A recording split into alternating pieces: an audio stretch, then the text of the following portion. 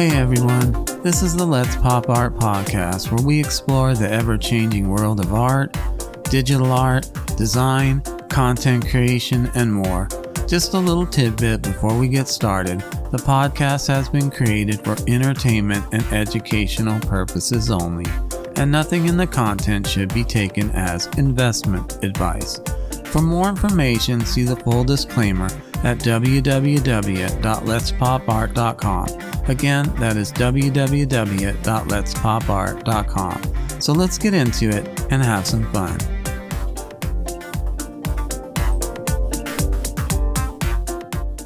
Okay, so let's get into it. Once we had the idea for this episode and started researching, some interesting things happened fast.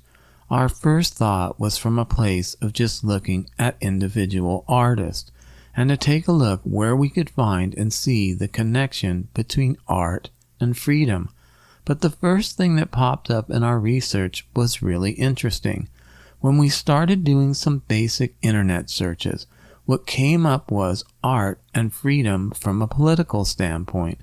Of course, we all know that artists have used art in their quest for political freedom throughout history, and it is quite safe to say that art will continue to be used in relation to activism and the quest for political freedom as we move forward. But what we were thinking was more on an individual basis, by looking at artists, art, and freedom from an aspect of questioning why artists do what they do, and ask the question, does freedom play a part in why an artist creates art?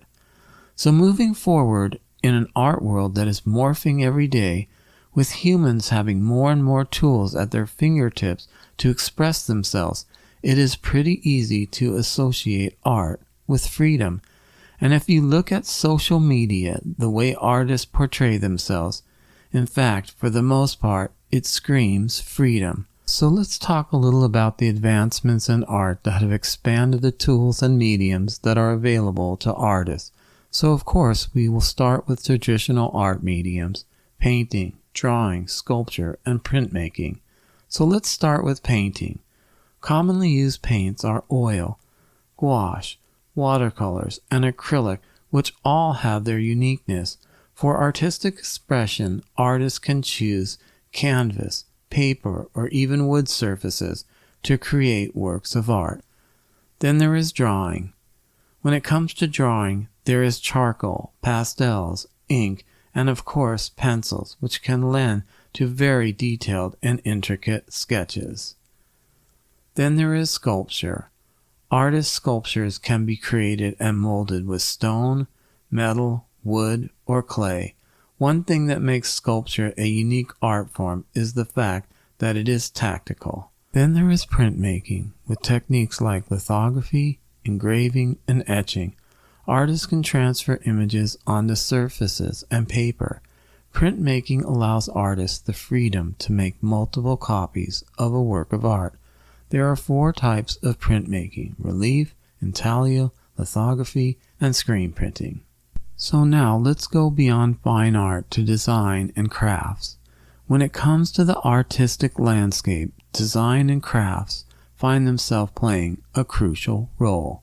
So let's start with textile arts. When it comes to textile art forms, we have quilting, embroidery, knitting, and weaving.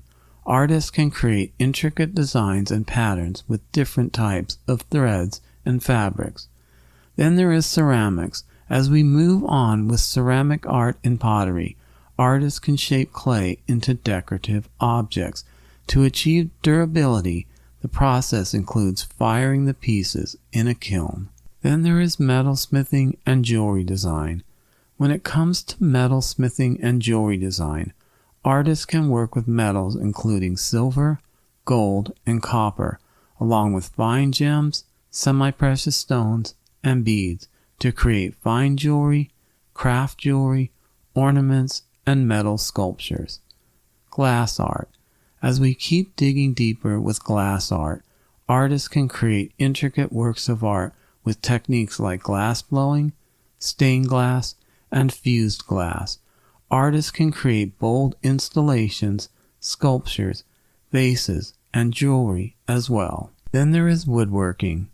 Woodworking artists use techniques like planing and shaping, carving, turning, and joinery. Artists can create furniture, sculptures, and decorative pieces. Bookbinding. Bookbinders can create beautiful handmade books and bindings using techniques like sewing, case binding, paper marbling and handcrafting, and leatherworking. Then there is basketry. When it comes to basketry, artists can use traditional techniques like coiling, twinning, twilling, and plaiting to create beautiful works of art. The history and future of basketry is vibrant. Collage and assemblage. Collage art and assemblage art are definitely closely connected, but have their own unique characteristics. Collage artists can use techniques like gluing, decoupage, and digital collage. Assemblage takes the art of collage further with techniques like attaching, mixed media, construction, and kinetic elements which can add movement. Origami and paper folding. With a rich history and centuries of tradition, origami is a precise art form. Without adhesives, by folding paper, artists can create designs and sculptures that are extremely intricate. Candle making.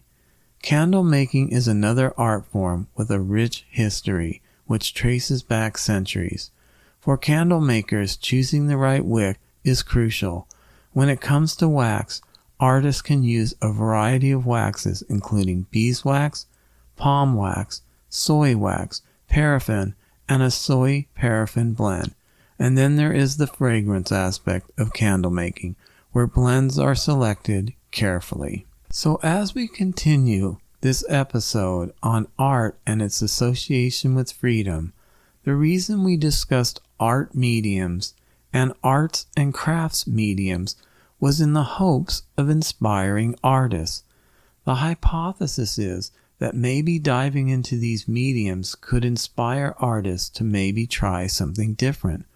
Or for someone who has never dove into creating something artistic, maybe they would be inspired to do so. So as we move forward, we really believe that not only is there an association between art and freedom, but we flat out believe that art screams freedom. One great place to look at this deeper is to look at music and the art of live music. It is pretty easy to see when you watch or go to a rock, pop, country, hip-hop, R&B, or electric dance music concert that the art of music screams freedom, not just from the musicians, but the fans that attend the shows, with EDM concerts being amongst the most colorful. Another way is to look at the artist's studio, where there might be paint on the floors, walls, and all over the artist's clothes. For some reason, it just again screams freedom. That does not mean that an artist's studio that is clean and immaculate does not scream freedom as well. Art and design is morphing in so many directions, and art and design are crossing over into each other more and more in the digital realm. It is an exciting time in history to be an artist and a designer. The digital realm has many advantages because there is so much software at artists' fingertips. It can make it easy for artists to access tools and create, making entry into the digital art and design world easy. We here at the Let's Pop Art podcast like to keep a glass half full mindset, and we are so hoping for the creator economy to prosper in the 21st century. We hope you like this episode titled Art Screams Freedom. Until next time, thanks for listening.